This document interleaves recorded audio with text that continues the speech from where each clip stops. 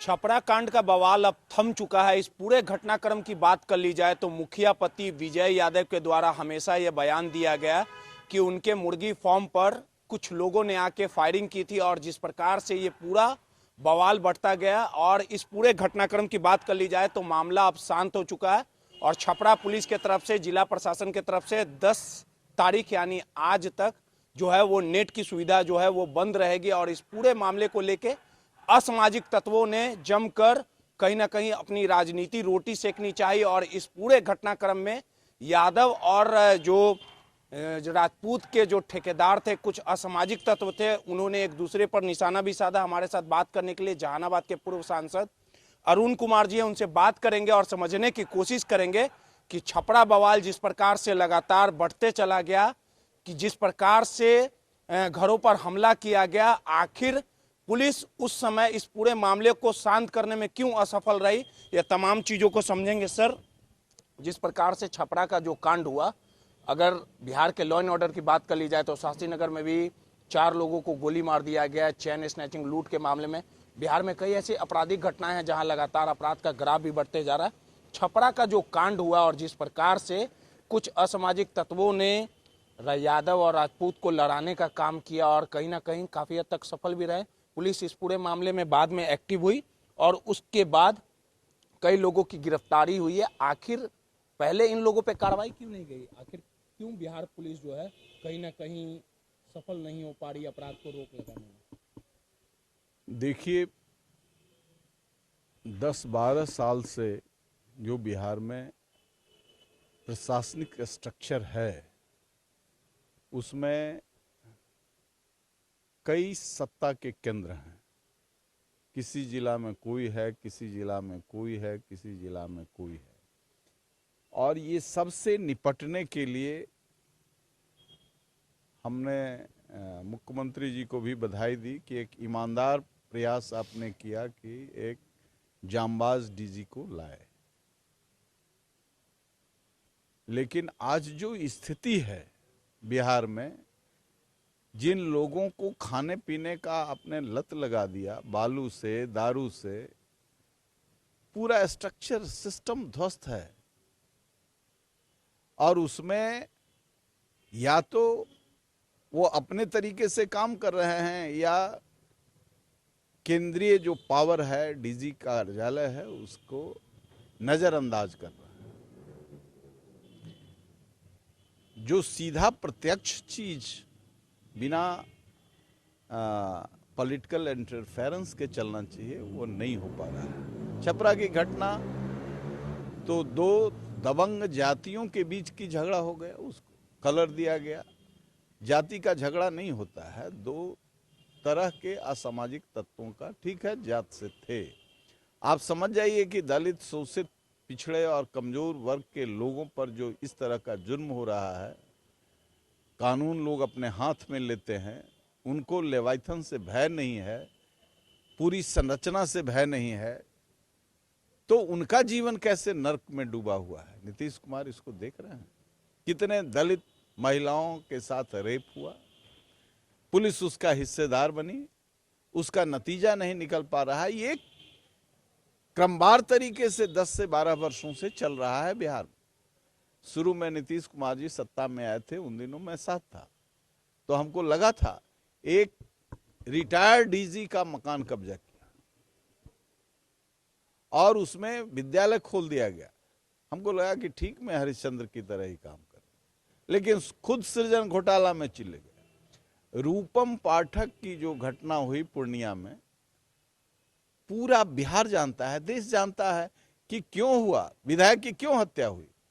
तो जो सफेद पोश राजनीतिज्ञ इन कुकर्मों में शामिल हैं, उनको कैसे बचाया जाता है, नीतीश कुमार ने यह काम बखूबी किया है। और जिससे प्रशासनिक महकमा में भ्रष्ट पदाधिकारियों को मौके की जगह पर रखा जाता है, कुछ जगह एक्सेप्शनल है,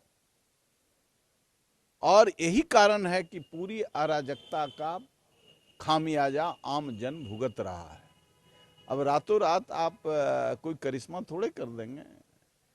जिस दिन आपको याद होगा, इसी जगह, यहां से 30 किलोमीटर की दूरी पर कोइलवर में 4000 राउंड गोली चली और डीजी साहब, चीफ सेक्रेटरी, होम सेक्रेटरी, सारे लोग कह रहे हैं कि हम सुरक्षा देंगे, आप इन्वेस्ट कीजिए, आप इन्वेस्ट कीजिए। 30 किलोमीटर पर 4000 राउंड गोली चली। कैसी व्यवस्था चल रही है लोग नहीं पता। बारूद के ढेर पर बिहार बैठा हुआ है।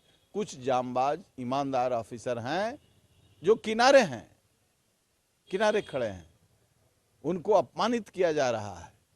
तो जहां इस तरह का भाव रहेगा, एक कलेक्टिव रिस्पॉन्सिबिलिटी नहीं होगी, तो निश्चित तौर से राज्य, हम तो कहते हैं कि राज्य में राष्ट्रपति शासन लगना चाहिए। लेकिन पूरे विडंबना की बात कर ली जाए, इस पूरे घटनाक्रम की बात कर ली जाए, तो जिस प्रकार से जो मामला, तथ्य, जो चीजें सामने आ रही है कि विजय यादव का कहना है कि फायरिंग किया गया, फिर उसकी पिटाई की गई, कानून को हाथ में लेने का हक नहीं है। अगर फायरिंग हुआ भी था तो पुलिस के हवाले किया जाता, पुलिस जांच करती। लेकिन वहीं दूसरे पक्ष की बात कर ली जाए तो जिस प्रकार से जो युवकों की पिटाई हुई, 2 युवक की मौत हो गई और उसके बाद जो विजय यादव के घर पर हमला किया गया, ये तमाम ऐसे चीजें हैं जो सीधे तौर पे जाहिर करते हैं कि कहीं ना कहीं लोगों ने कानून को हाथ में लिया और अपराधियों की कोई जात नहीं होती। तो कहीं ना कहीं पुलिस बैकफुट पर नजर आई। सोशल मीडिया पे किस प्रकार से लगातार गंद मचाया गया, नफरत फैलाया गया, इस पूरे मामले को लेके पुलिस भले ही एक्टिव हुई है, लेकिन ये तमाम चीजों को रोक लगा सकती थी पुलिस। इसके पहले मधुबनी में नहीं हुआ है?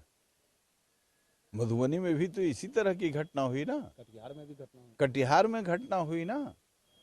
सवाल ये है कि पुलिस यदि 2 तरह का काम करेगी, इस जात के अपराधियों को प्रोटेक्शन देगी, इस जात के अपराधियों को सजा देगी, तो इससे क्या होता है, उसको सामाजिक समर्थन मिलना शुरू हो जाता है। किसको जिम्मेवार मानते हैं? सरकार को जिम्मेवार मानते हैं, सरकार को जिम्मेवार मानते हैं। यह काम पिछले 12-15 वर्षों से नीतीश कुमार के राज में ये हो रहा है। भ्रष्ट पदाधिकारियों को संरक्षित किया जा रहा है, ईमानदार पदाधिकारियों को दंडित किया जा रहा है। कहीं ना कहीं इसके लिए जिम्मेवार थाना प्रभारी को भी माना जाए। थाना प्रभारी क्या होता है? ये स्मॉल फ्राई है, ये अपना अपना धंधा कर रहा है, बालू दारू का धंधा कर रहा है। थाना प्रभारी एक गुट के अपराधियों को मिला के रखता है जिसकी सत्ता में हनक है, दूसरे गुट को तंग करता है, तब उसमें विद्रोह होता है, लोग मरने मारने के लिए तैयार हो जाते हैं। जब लोग देखता है कि ये सत्ता जो है, ये सरकार जो है, ये जो लोकतांत्रिक व्यवस्था में सरकार है, वह निष्पक्ष निर्णय लेगी और ये काम करेगी। जब नीतीश कुमार के राज में अरुण कुमार पर किडनैपिंग का केस हो सकता है, छाती तोड़ने का दर्द इतना तीखा हो सकता है, जो हमने अहंकार तोड़ने की बात कही, और उसके लिए कितने धन लगाए गए, कितनी पावर लगाया गया कि इनको सजा कराया जाए, तो ये सरकार का असली चेहरा छलकता है। क्या कुछ लोगों से अपील करेंगे? अभी तो छपरा मामला जो है वो शांत हो चुका है, लेकिन 2 जातियों को लड़ाने का जो प्रयास कर रहे थे असामाजिक तत्व, ऐसे लोगों से बिल्कुल सामूहिक तौर पर जातियों को इसमें इन्वॉल्व नहीं होना चाहिए और प्रतिकार करना चाहिए शांतिपूर्ण तरीके से। कानून को हाथ में नहीं लेना चाहिए और निश्चित तौर से ये जो हुकूमत है वह पक्षपात करता है। मिलकर के सभी समुदाय के लोगों को मिलकर के इस अराजकता का विरोध करना चाहिए। बिल्कुल दोषी पर कार्रवाई हो, बिल्कुल दोषी पर कार्रवाई हो और निष्पक्ष तरीके से हो, और वहां तत्काल किसी ईमानदार निष्पक्ष कार्रवाई वाले ऑफिसर को के हाथ हवाले किया जाए जिला। लेकिन सीधे तौर पे अरुण कुमार जी थे, छपरा का जो मामला हुआ अभी कंट्रोल में है और सीधे तौर पे इन्होंने ऐलान किया है कि जो भी दोषी लोग हैं उन पर कार्रवाई किया जाए। रोहित, नटराज न्यूज़, पटना।